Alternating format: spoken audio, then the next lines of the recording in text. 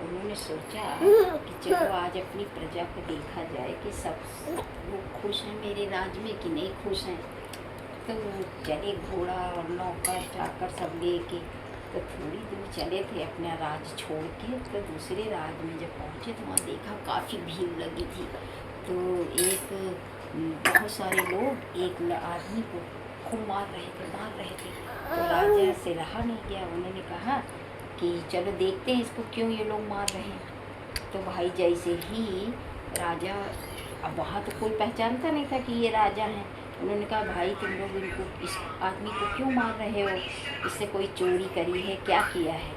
तो सब लोग कह रहे ये बहुत बड़ा चोर है, ये सबके घर का खाना खा लेता है, और कहीं भी जाओ लौट के आओ तो खाना ही नहीं मिलता, ये खाना खा लेता है। तो राजा ने कहा ये खाना के लिए इतना मार रहे हो, लो हमसे इस आदमी को छोड़ दो। तो भाई उन लोग को पैसे मिल गए और उन्होंने दिलवर चुट्टा को इसको छोड़ दिया। तो राजा ने कहा जाओ अब तुम अपने यहाँ, अब कभी चोरी नहीं करना। कुछ पैसे उसको भी दे दिए। तो जैसे ही राजा आगे बढ़े तो वो पीछे पीछे चलने लगा। उसको लगा कि कितना अच्छा इंसान है, वो तो नहीं जानता था कि ये राजा हैं। उसको लगा कि ये कितना अच्छा आदमी है, हमको जानते भी नहीं पहचानते भी नहीं, फिर भी हमें छुड़ा लिया। तो वो पीछे पीछे पीछे पीछे जा रहा था। राजा जब पलट के देखे तो वो चला आ रहा है।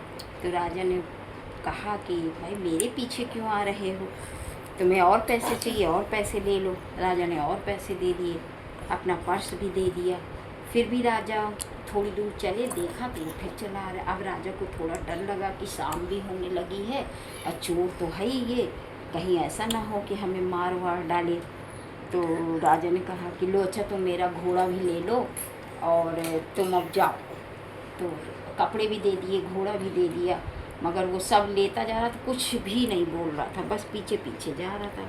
तो राजा डर रहे थे, मगर उसने कोई नुकसान नहीं किया था राजा का। तो एक जब रात होने लगी तो एक खूब घना जंगल था, खूब अच्छा पेड़ था, उसके नीचे चबूतरा बना था। राजा ने कहा लाओ यहीं विश्राम कर लेते हैं, आराम, अगर मार देगा तो मार देगा, बच जाएंगे तो बच जाएंगे, कोई बात नहीं। जैसे ही राजा लेटे, वो अपना भी राजा के पैर के नीचे लेट गया।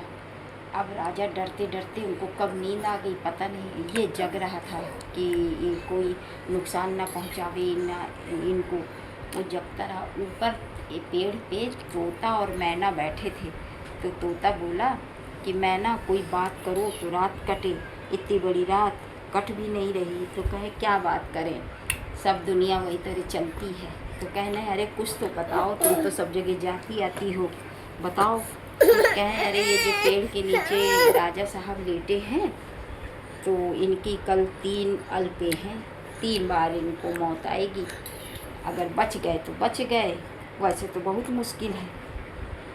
तुम तो सो रहे। तो तोता ने कहा कि कैसे। कहें देखो कल ये जब सो के उठेंगे और अपने राज्य के लिए चलेंगे, जब घोड़ा के जैसे ही घोड़े पे बैठेंगे तो आगे थोड़ी दूर पर एक बड़ा सा पेड़ लगा, जैसे ही घोड़ा पेड़ के नीचे से पास होगा पेड़ गिर जाएगा।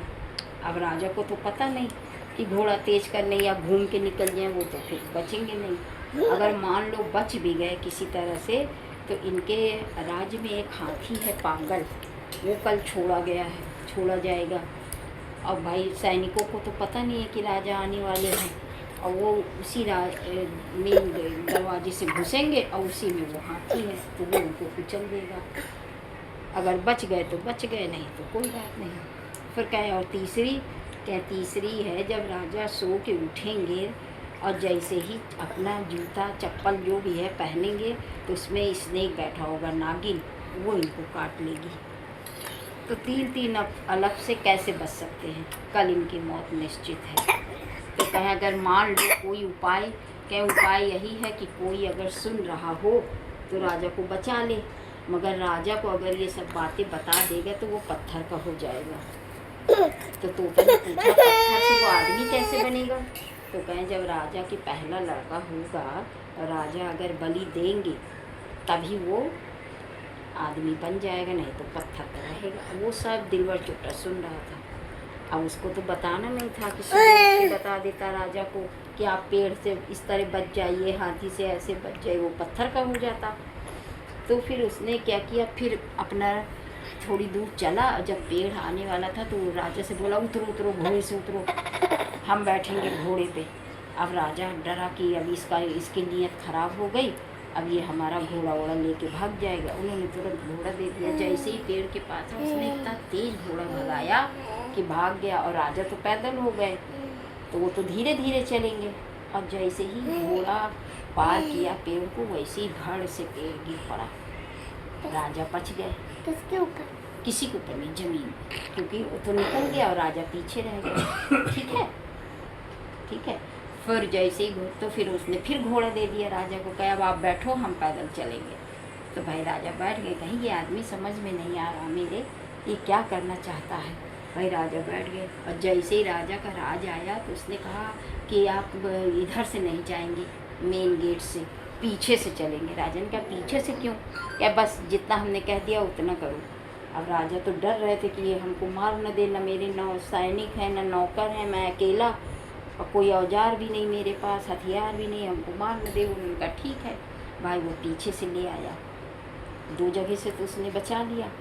अब तीसरा तो राजा के कमरे में तो कोई घुस नहीं सकता ना, घुस सकता है कोई? वो भी बेडरूम में, बेडरूम में तो कोई किसी के जाता नहीं है।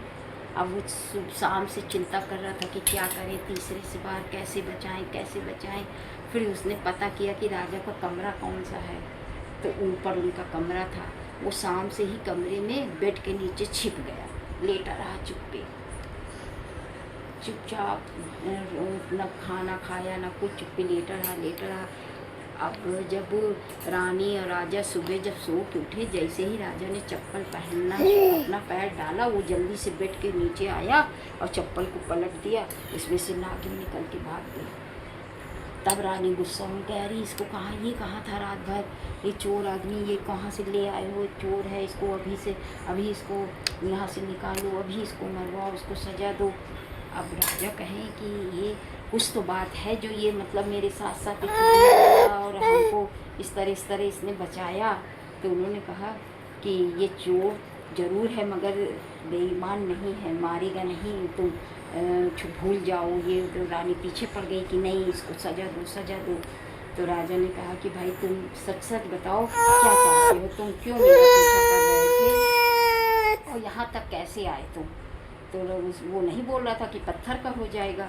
तो फिर रानी पीछे पड़ गई कि कोई इसके पास जवाब ही नहीं है, ये चोर है, इसको सजा दो। तो उसने कहा कि देखिए ऐसा है कि हम बता तो देंगे मगर हम पत्थर के हो जाएंगे। तो राजा को दया आ गई। उन्होंने कहा कि अगर तुम पत्थर के हो जाओगे तो फिर इंसान कैसे बनोगे? तो उसने कहा आपका जो पहला बच्चा होगा उसकी बलि आप मेरे ऊपर देंगे तो पत्थर के बन जाएंगे, आदमी बन जाएंगे। तो राजा ने कहा अच्छा। अब कोई बोला नहीं। अब उसने शुरू से बताया कि ऐसे ऐसे पेड़ गिरता, ऐसे आप हाथी से मैंने बचाया, ऐसे आपको नागिन से बचाया, आपकी 3 लड़के थे, इसलिए हम आपके रूम में आए थे। अब रानी को बहुत, अब वो उतना कहे कि पत्थर का हो गया। अब रानी को इतना अफसोस हो रहा था कि इतना अच्छा इंसान है, अब ये पत्थर का हो गया। अब क्या करें, उनके कमरे में वो पत्थर की शिला रखी थी राजा की, वो तो पत्थर का बन गया। अब रानी को जब पहला लड़का हुआ तो रानी ने कहा राजा से कि हम बलि देंगे इसके ऊपर, बच्चे तो फिर हो जाएंगे मगर ये ऐसा इंसान हमको नहीं मिलेगा।